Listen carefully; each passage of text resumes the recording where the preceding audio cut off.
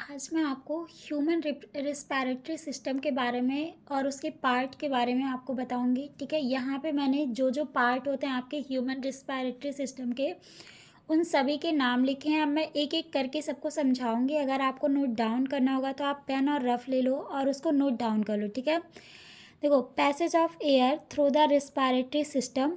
ठीक, मैंने अब एक एक करके सारे पैसेज को यहाँ पे डिफाइन किया है। पहला आपका क्या है, नॉस्ट्रिल, जो कि जिसका मेन फंक्शन क्या होता है, वो एयर को पास होने के लिए रास्ता देता है।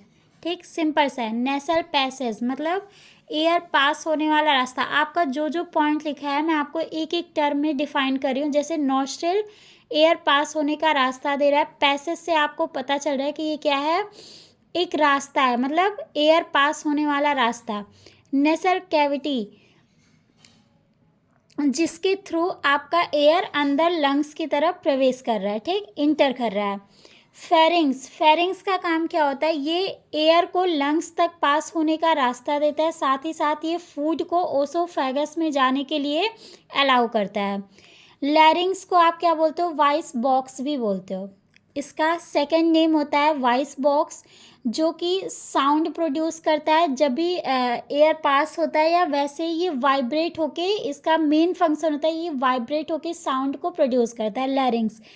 ट्रैकिया एक पाइप होती है जो कि रास्ता देती है लंग्स में एयर को जाने के लिए। आगे चल के फर्दर वो जाके मान लीजिए आपका नॉस्ट्रिल से स्टार्ट होगा। ठीक, ये होता है आपका नॉस्ट्रिल, यहाँ से स्टार्ट हुआ, आपका नेसल पैसेज में गया, नेसल पैसेज के बाद एक नेसल कैविटी आई, उस कैविटी से फिर क्या हो गया, वो फेरिंग्स में ट्रांसफ़र हुआ। फेरिंग्स के बाद आपका लैरिंग्स पड़ता है। ठीक, यहाँ पे आप ऐसे समझते जाओ, ये हो गया नॉस्ट्रिल, फिर यहाँ पे आ गया आपका नेसल पैसेज। ठीक, उसके बाद एन पे लिख दे रही हूँ मैं, थोड़ा चेंज हो जाए जिससे आपका, ठीक, ये हो गया आपका नेसल पैसेज। नेसल पैसेज के बाद एक कैविटी, मतलब समझ जाओ वो सैक लाइक स्ट्रक्चर होगा। ठीक है, ये क्या हो गया, एनसी, इसको मैंने लिख दिया। फिर थर्ड ऑप्शन में हमारा नेसल कैविटी आ गया।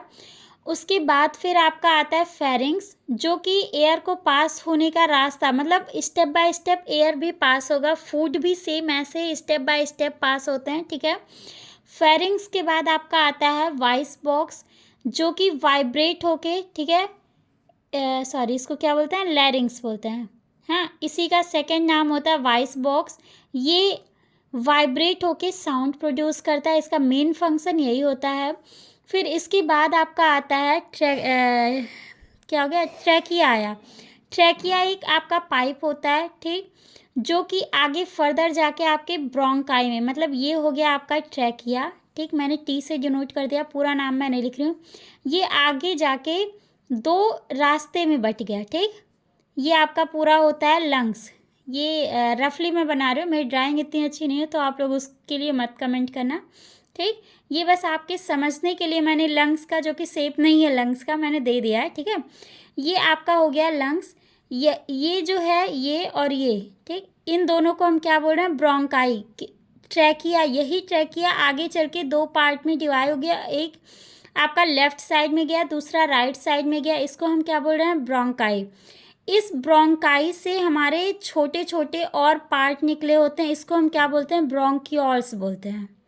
ठीक, ट्रैकिया से ब्रोंकाई, ट्रैकिया आगे डिवाइड होगा तो वो ब्रोंकाई कहलाएगा। फिर यही ब्रोंकाई आगे जब सब डिवीज़न इसका होगा तो उसको हम क्या बोलते हैं, ब्रोंकियोल्स। लंग्स आपका ये है जो कि एयर पास करता है, ठीक है, ऑक्सीजन को लेता है और कार्बन डाइऑक्साइड को बाहर निकाल देता है वेस्ट प्रोडक्ट के रूप में। ब्रोंकियोल्स क्या होता है, ब्रोंकियोल्स का काम होता है इस ब्रोंकाई से वो क्या करता है, ऑक्सीजन को लेकर जो भी लंग्स हैं उसके सभी पार्ट तक वो पहुंचाता है। ये वर्क हो गया आपके ब्रोंकियोल्स का। एल्वियोलर ऐसे एक सैक होता है। ठीक, इस सैक को हम बोलते हैं एल्वियोलर सैक, जिसका मेन काम होता है कि वो ऑक्सीजन को लेता है और कार्बन डाइऑक्साइड को बाहर, ये CO2 वो निकालेगा और O2 को वो क्या करेगा, लेगा। ठीक, अंदर आने के लिए रास्ता देगा, इसको बाहर निकालेगा। फिर आपका आता है ब्लड कैपिलरीज। ब्लड कैपिलरीज का जो मेन फंक्शन होता है वो न्यूट्रिएंट्स और फूड को बॉडी के अदर पार्ट तक, मतलब बॉडी का जो सेल होता है वहाँ तक वो पहुँचाने का काम करता है। ये हो गया पूरा ह्यूमन का रिस्पायरेटरी सिस्टम, ठीक, जिससे हम लोग सांस लेते हैं, जो कि नॉस्ट्रिल से स्टार्ट होता है, ठीक। अब नेक्स्ट टॉपिक पे हम आते हैं ब्रीथिंग। ब्रीथिंग क्या होता है? जो कि हम सांस लेते हैं उसे हम ब्रीथिंग बोलते हैं। अब ये ब्रीथिंग भी दो तरीके का होता है, ठीक। एक तो होता है आपका इनहेलेशन, दूसरा होता है एक्सहेलेशन। इन और एक्स दो में आप अगर समझो तो इन का क्या सेंस है कि हम उसको क्या कर रहे हैं, ले रहे हैं, अपने अंदर ला रहे हैं, और एक्स की बात करोगे तो उसको क्या कर रहे हैं, बाहर निकाल दे रहे हैं, ठीक।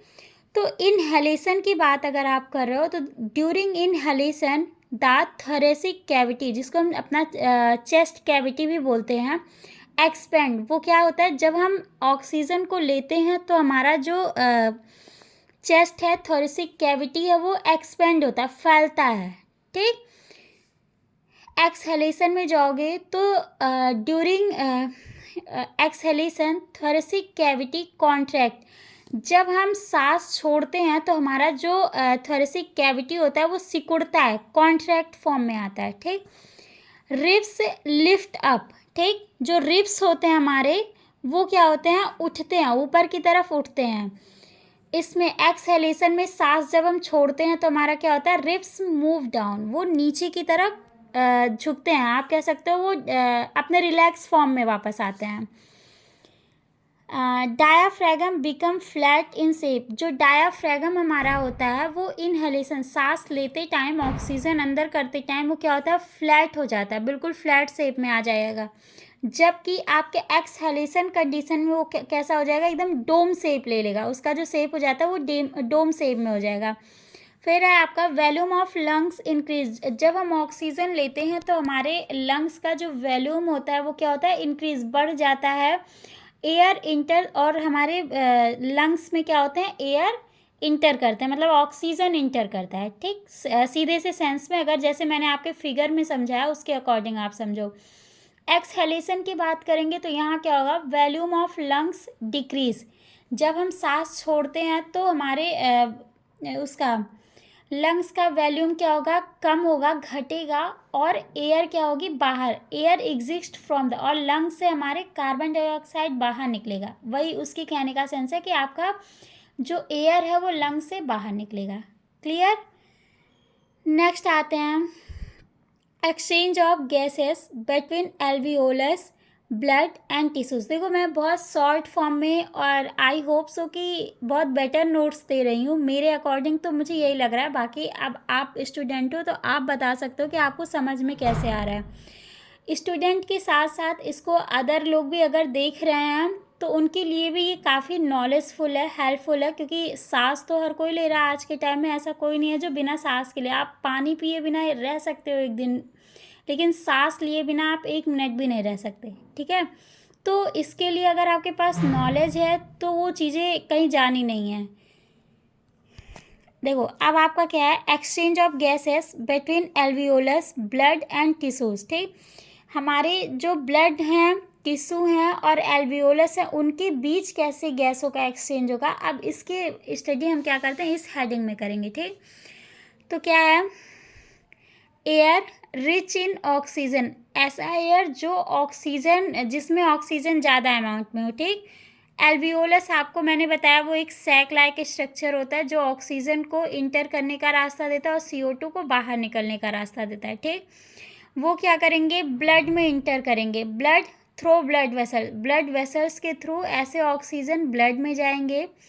उसके बाद वो क्या होगा, ऑक्सीजन बाइंड विथ, जब वो ब्लड में पहुंचेगा ऑक्सीजन, ठीक है, ऑक्सीजनेटेड ब्लड जब ब्लड में जाएगा तो वो ऑक्सीजन क्या करेंगे, हीमोग्लोबिन, जो आरबीसी का हीमोग्लोबिन रेड ब्लड सेल होता है उससे क्या करेंगे, बाइंड करेंगे। बाइंड करने के बाद ऑक्सीजन इज रिलीज्ड, और ये जो ऑक्सीजन होता है वो क्या होगा, रिलीज हो जाएगा टिश्यूज़ में, ठीक। रिलीज होने के बाद कार्बन डाइऑक्साइड डिजॉल्व इन, जो कार्बन डाइऑक्साइड है वो डिजॉल्व होगा ब्लड में। ये अब देखो यहाँ से अगर आप जाओगे तो दो तरीके से मैंने रिएक्शन कर दिया, जिसका मैंने सेकंड नाम दे दिया है carbon dioxide from tissue. Tissue से जो कार्बन डाइऑक्साइड है वो कहाँ जाएगा, कार्बन ब्लड में रिलीज होगा, ठीक। उसके बाद वो ब्लड वेसल्स जो कि एल्वोलाई ब्लड वेसल्स में जाएगा, ब्लड वेसल्स के थ्रू वो एल्वोलाई तक पहुँचेगा और कार्बन डाइऑक्साइड जो है एल्वियोलर सैक में पहुँच जाएगा, रिलीज़्ड हो जाएगा, जिसके थ्रू वो क्या हो जाएगा, बाहर निकाल दिया जाएगा। ठीक, ये पूरा छोटा-सा प्रोसेस था। अगर आप लोग समझे होंगे ध्यान से तो बहुत अच्छे से एक्सप्लेन मैंने किया है। बाकी नोट्स के लिए अगर आप चाहो तो स्क्रीनशॉट ले लो।